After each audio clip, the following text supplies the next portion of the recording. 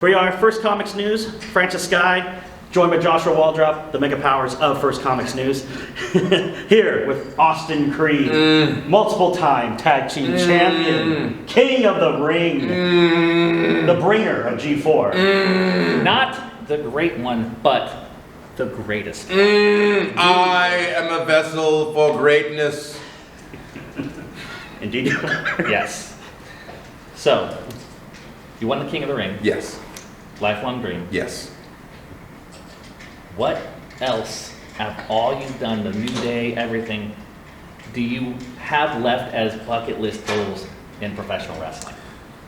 I really want the white leather Intercontinental Championship. Oh. I want it so bad.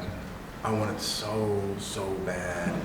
I can taste it, like in White Chicks when they pull the underwear and he goes, I can taste the leather! I can taste the leather! That's what I want so bad, and that's been the whole plan. Get the crown, acquire the Intercontinental Championship, then get the big one, and then you run everything. And then you're undisputed, right? Exactly. I mean, you worked your way all the way up. Exactly. When you do it through tag teams first, because tag teams are my first love. I love tag team wrestling. I think it's the most beautiful form of wrestling. I believe that wrestling is art. We wrestle upon a canvas. We use our fists and our feet as our paintbrushes. It's the last form of Shakespeare in the round.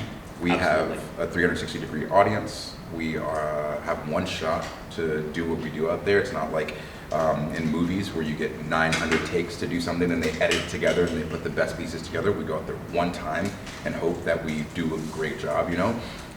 So, I don't know, I love it. And I feel like tag team wrestling is, but there's something about it that is just so gorgeous because you have 5 minds working together. Yes, the referee counts because they're very important to all of wrestling. And then being able to do that at the level that we've been able to do that, me, Kofi, and E, seeing them do stuff, then doing stuff with E and doing stuff with Kofi and having different combinations and different moves and different types of matches with each other. It's something that I think really preps you to even better understand singles competition. And so my thought is to be able to take that and then go on this singles run and get that Intercontinental Championship from whoever has it at the time when my time to shine kicks in, and then it's on. That's beautiful. So that's it speaks to everything we believe and love about pro wrestling. Yes, I won, so we're done. All right. See you guys later. No. Hot dogs to eat, man. Let's get back. So it feels like it must be like been 3 years since the last Comic Con. G4 was kind of presence wasn't as strong before as we closed, but there was a strong presence. It feels like now with G4 back, it feels like reunification, like old friends. Yeah. So yeah. it feels like that synergy. Yeah, that's what we really want to do. And so we got to go to PAX a few months ago, and it was awesome because we filled out a room for our panel, and we were all just like, oh, yeah, it's cool to see people physically here. Like, they like us. We weren't sure. And so to be able to come to San Diego Comic-Con is now a completely different beast. You know, there's so many more people here. So hopefully our room is full tonight, and people are interested in what we're doing. We're doing like a little, like a mini Attack of the Show. But it's just, it's a cool place, and to be able to learn from, especially guys from like Kevin Pereira, who, you know, championed it so well in its first phase, and then has been championing it on the second phase of it as well. It's been so cool, and it's very much a breath of fresh air to be able to be back in a place where we can, like I said, physically be in front of people. Because that's what I think G4 is all about. It's very much that energy of being with your friends and playing games. So I imagine that if you guys play a competitive game against each other, it's different than you playing against a stranger. You might not pop off like you would when you play against him. You might not feel the levels of violence. You're not going to hurt him. You're not going to hurt each other. But it's... If any of my friends play at Overwatch, it's on. But that's the kind of energy that we want with people. So being able to link up with somebody and talk about your favorite comic book, or your favorite game, or your favorite whatever pop culture reference, your favorite old movie. Like, I'm obsessed with Hackers. And so there's people at G4 that I'll say something from Hackers and they jump in. It's like, oh, this is so great. And so to have more people like that engage with us at places like Comic-Con is going to be so great. So actually, I will be interviewing Matthew Lillard tomorrow. Oh! Would you like anything to say to him? Man. Ask him who ate my last, did you eat my fries? Did you eat my fries? Okay. That's right. Because he ate all the fries Yeah. in that scene. Did you eat my fries? Okay. You mentioned Kevin Pereira, and Yes. we all love KP, Uncle Kev, Papa Kev, but can't help but notice G4 rises like the phoenix goes to PAX. No Kevin Pereira. Mm-hmm. We are here at San Diego Comic-Con 2022. Mm-hmm. No Kevin Pereira. Mm-hmm. I don't think anybody in the audience would disagree with me when I suggest that I think you could probably very easily take Kevin Pereira in a fight. So how long before you bump this guy out the way and take over as the permanent host of Attack of the Show? Because we know that I'm coming. That's What a thing to ask. Come on. That is my guy. If anything, I am but a young Padawan, a young hungry boy underneath the tree of knowledge, trying to absorb everything that he willingly gives me. There is no bumping. If anything, Kevin is training me. Kevin is training all of us to be the best host that all of us can possibly be.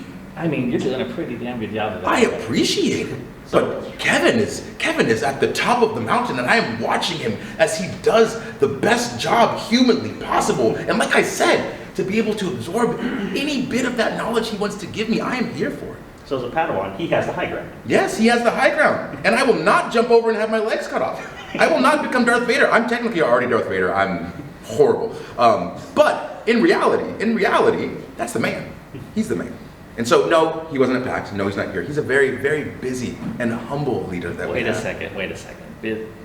You have to go off around the country and beat people up for a living and also do this. How Yes. could he be more busy than you? He's a different kind of busy. Everyone has their own struggles and their own levels of busy, their own things. I'm sure that if he entered a wrestling ring, I don't know if he'd do so hot. And I don't know if I entered a pickleball court, I probably wouldn't do so hot. I think he'd do all right. They're two very different. I know he would run me in pickleball. Well, I don't know about all that. He's nasty on the courts. Is he? Yes. Wow. Yes. Okay. You heard it here to hear, folks. Yes. Kevin Pereira is nasty at pickleball. So, I always wondered, when you guys started embracing the nerd culture stuff with the New Day and coming out in gear that represented like Dragon Ball and stuff like that, we already know you're dyed in the wool in the nerd culture. Dyed in the wool. I think that we also know that Kofi's like a comic, isn't he a comic book guy? Yep. Yeah. Cody's comic book guy. What? Video game guy. I think a lot of us always wondered, was it kind of a rib on Biggie?